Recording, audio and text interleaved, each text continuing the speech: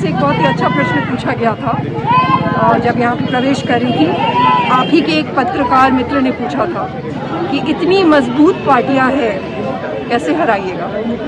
तो उन्हीं मजबूत पार्टियों को हराने का एक तरीके से तो तैयारी कर रहे हैं, इसलिए ये वाला चुनाव नहीं लड़े। देखिए, यहाँ पे बिहार में पिछले इतने वर्षों से जितनी भी चीज़ें हो रही हैं, खास करके चुनाव के वक्त में जो चीज़ें होती हैं, वही सारा तमाशा, वही सादा वो कहते हैं ना पावर पॉलिटिक्स।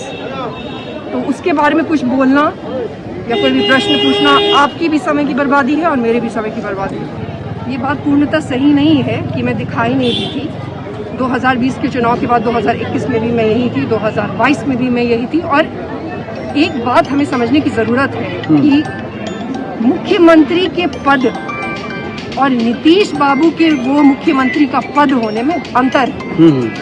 वो जो मुख्यमंत्री का पद है वो हर वो व्यक्ति जो बिहार में पैदा हुआ है उस पर उसका उतना ही अधिकार है। कोई बपौती नहीं है नीतीश बाबू का या किसी का भी। तो अगर दावेदारी पेश नहीं हो रही है पिछले 30 वर्षों में, या नीतीश जी की बात करें तो पिछले 20 वर्षों में, अब हो ही जाएगा, वो गलत है। देखिए, मैसेज तो बहुत ही क्लियर है। सबसे बड़ा मैसेज तो ये है कि बदलाव लाना पड़ेगा, और जो बदलाव जिसकी चर्चा 2020 में हमने शुरू की और सबने कैच कर लिया, और आज सब बदलाव लाने की बात कर रहे हैं। पता नहीं किससे बदलाव लाने की बात कर रहे हैं ये लोग। परिवर्तन लाना पड़ेगा। अंग्रेजी में समझिए तो ऐसे होगा कि चेंज की नहीं, ट्रांसफॉर्मेशन की ज़रूरत है।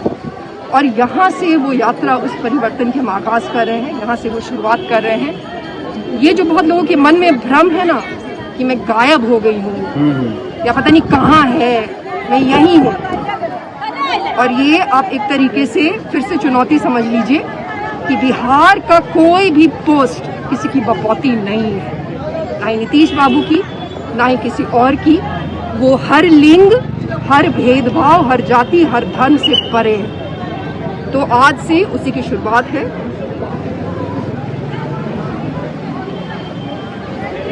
हंसी वाली बात, जुमले से ही राजनीति होती है।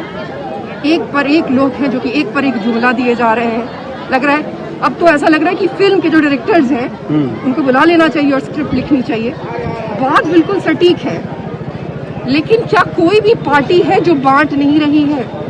जिन्होंने ये नारा दिया है उनसे भी पूछने की ज़रूरत है, क्या आपकी पार्टी बांट नहीं रही है?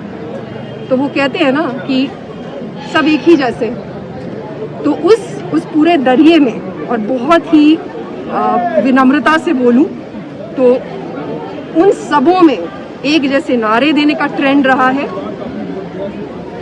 मैं एक बहुत ही अच्छी सी बात है जो कि अक्सर मुझे लोग कहते हैं कि किनको चुनेंगे, और ये प्रश्न जो हमेशा बिहारियों के मन में रहता है कि किनको चुनेंगे। बस वही है कि एक तरफ कुआं है, एक तरफ भाई है। जो समझने की आवश्यकता है वो ये है कि जुमलों से बचना है, चाहे वो इस पार्टी का जुमला हो या उस पार्टी का जुमला हो। जुमलों से बच के, और action speaks louder than words.